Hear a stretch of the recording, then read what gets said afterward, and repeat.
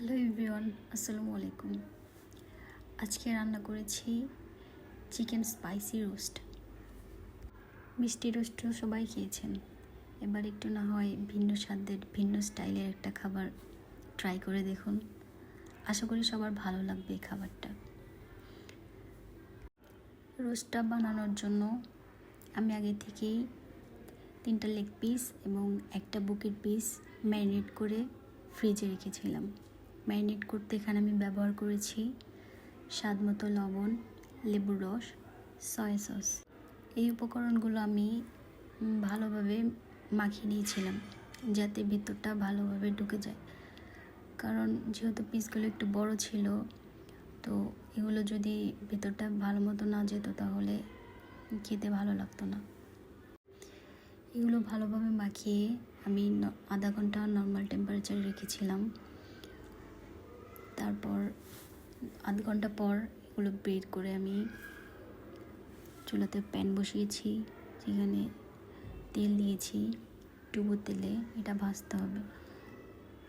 কিন্তু এখানে আমার খালা একটা কাজ করেছে, মানে আমি তেলটা দিয়ে একটু রুমে গিয়েছিলাম, তো এসে আমি চিকেন দিয়ে দিয়েছি, তখন দেখি তেলটা এরকম ফুলে উঠছে। পরে আমি কিছু বুঝতে না পারি ওনাকে জিজ্ঞেস করলাম যে এটাকে কি আপনি কি এটা ধরেছিলেন?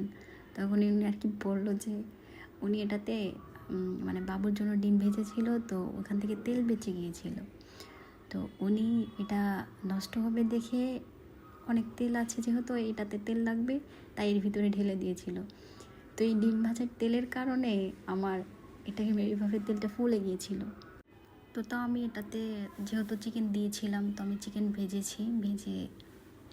সিদ্ধ হয়েছে, সেটা ভালো মতো সিদ্ধ হয়েছে দেখে আমি এটা নামিয়ে নিয়েছি। নামিয়ে নেওয়ার পর এই তেলের ভিতরেই আমি পেঁয়াজ কুচি করে রেখেছিলাম 1 বাটি পরিমাণ, তো ছোটো বাটি 1 বাটি পরিমাণ, তো ওই বাটির পেঁয়াজ আমি সব এর ভিতরে দিয়ে দিয়েছি।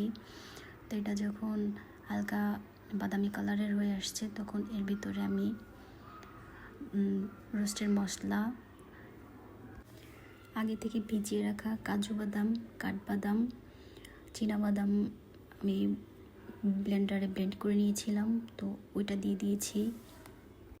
আদা বাটা, রসুন বাটা, জিরা গুঁড়ো করে নিয়েছিলাম সেটা দিয়েছি।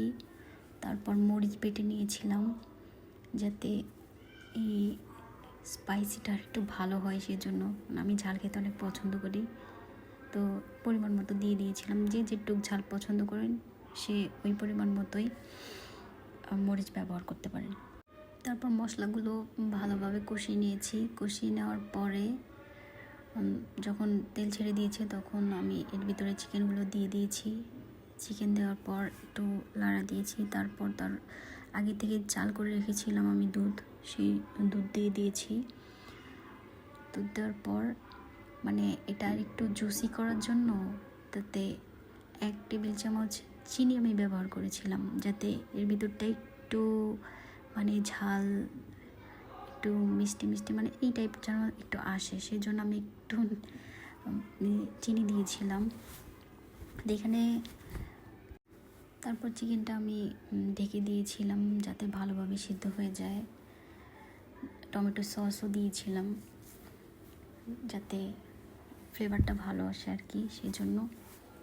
ঝোলটা আরও গাঢ় হবে আমি গাঢ় করে নিয়েছিলাম, কিন্তু লাস্ট মুহূর্তে আর ভিডিও করার সময় পাইনি, আমার বেবি অনেক কান্না করেছে।